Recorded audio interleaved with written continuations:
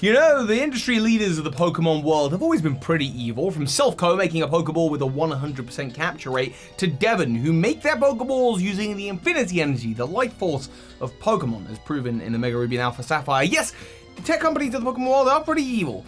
But amongst that list, I never expected myself to be talking about the sinister Professor Oak. Oh yes, little old sweet Professor Oak who gives you your starting Bulbasaur. Nuh-uh, this man is evil. Yeah, I picked Bulbasaur, what of it? Well, it's all to do with the brand new Pokemon, Gimmighoul, which by the way, I love the design and it seems to be quite a gimmicky one. First being revealed in Pokemon Go yesterday, in similar fashion actually to Meltan. It's pretty cool. And while for the Tree of Evolution series, I couldn't tell you what this Pokemon's related to, for just general Paldean theories, yeah, I got some ideas. But before I get into that, you should look out for evil tech CEOs and tech companies as well. Trying to harvest and eat up your data, they're just as bad here as they are in the Pokemon world, which is why we have today's sponsor to thank Surfshark VPN. I know I'm not the only person who's been stuck out on a train when a new Pokemon trailer's dropped, or out traveling, and I don't quite have the data or connection I'd like, and public Wi-Fi could be the way to go, but is it safe? Surfshark, which is available using the link in the description, is the answer, helping you surf the web with the protection of a VPN, which routes your connection through another server anywhere else in the world.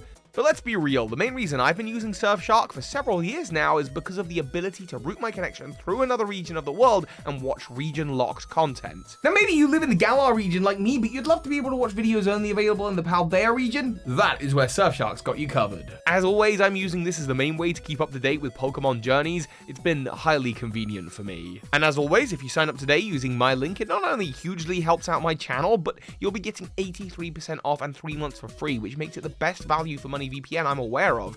And on top of all of that, if you're not totally satisfied, there is a 30-day money-back guarantee, so there's no reason not to click the link and try it out. You can never be too safe online, so what are you waiting for? Click that link at the top of the description, and thank you to Surfshark for sponsoring this video. Right, let's talk about Gimmighoul and what's it got to do with Professor Oak. And I think the thing that maybe a couple of you might have already identified, because visually it's just right there, are Gimmighoul's antenna. Look at those. Do those seem familiar? Yeah, they look an awful lot like the original Generation 1 item, the Item Finder, to me. Well, the fact that these antennae are on the head reminds me a lot of the dowsing machine, the exact same item going through its various technological evolution. Now, I'll admit that this theory is a short one, and kind of, if you want to get more of a feel for what Professor Oak has been up to in the Pokemon world, I recommend checking out the video I did with Prima Diva about a year ago about Professor Oak and the technological advances of the Pokemon world.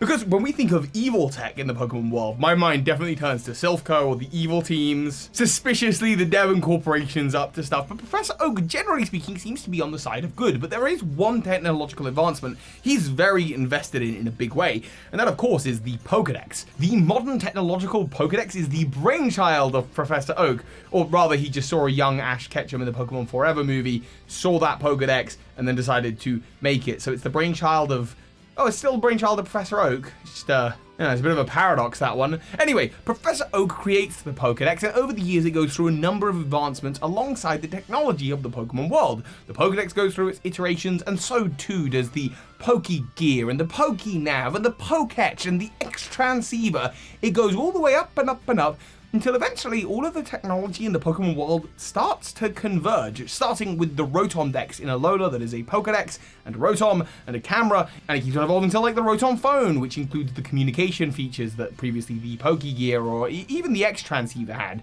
The X-Transceiver is an evolution for sure of the Poketch to the previous generation on, and the Poketch also has its roots somewhere with Professor Oak. That's because one of the many applications is the dowsing machine, and it's Oak's aid in Generation 1 who gives you the item finder. This seems to be an invention of Oak Technologies. Are we suggesting that it is using the power of Gimmighoul?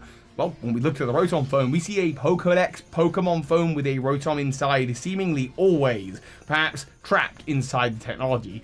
Oak has a full-on Rotom obsession, and that's what that video is all about, and that's fine, but that's besides the point. Professor Oak is willing to use Pokemon in his research, and Gimmighoul has a very particular trait, a very particular quality.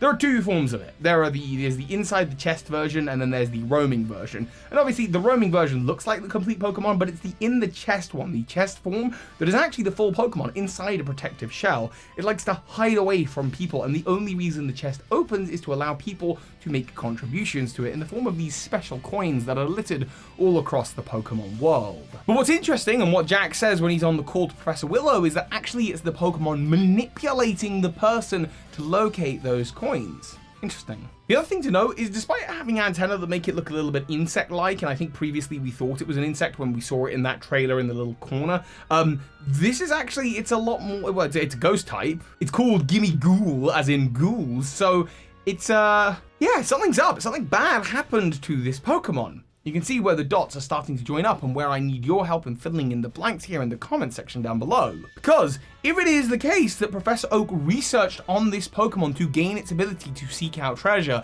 is it possible that that's also the reason this Pokemon is now a ghost? What was it before? Interestingly enough, the item finder isn't just your average metal detector. It definitely has Pokemon magic kind of infused in the technology. This is because the item finder finds more than just metal. Rare candies, heart scales, stardust.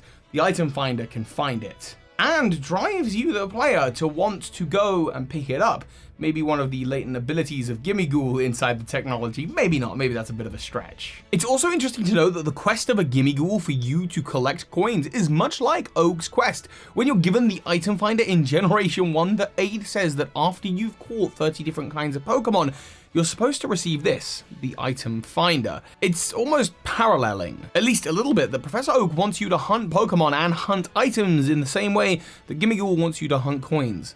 But what does Gimmighoul want those coins for? There is one other time, though, that we've seen Professor Oak interested in the research of other professors outside of himself and, of course, Samsonov. And that is when he was talking to, guessed it, Professor Willow during the investigations of Meltan and Melmetal.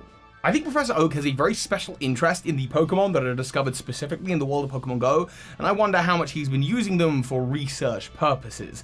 But that is just a little tidbit of a theory. But also, this video is an opportunity for you to win a copy of Scarlet and Violet if you leave a comment down below and let me know what you think. Scarlet and Violet are out in like a week at this point, so I'm just so you know the plan, because I haven't uploaded much over the last week and I know Halloween was kind of special and different. The plan going forward, there's going to be a new video every day on the week of release for Paldea week. Before that, I've got two sort of retrospectives of the last generation, one for BDSP specifically and one for Gen 8 as a whole that I want to get out. Once the games are out, I'm going to take a little bit of time, but then I'm going to come back with hopefully a ton of Pokemon theories, more fleshed out, perhaps even this one with a little bit more put into it, depending on what we can find in the games. But yeah, I will be on the lookout for suspicious information to do with Professor Oak and Gimmighoul's origins. Let me know what you think in the comments down below. Thank you again to Surfshark VPN for sponsoring this video, and of course, soar high, Pokemon Masters. This is Ash Ketchum.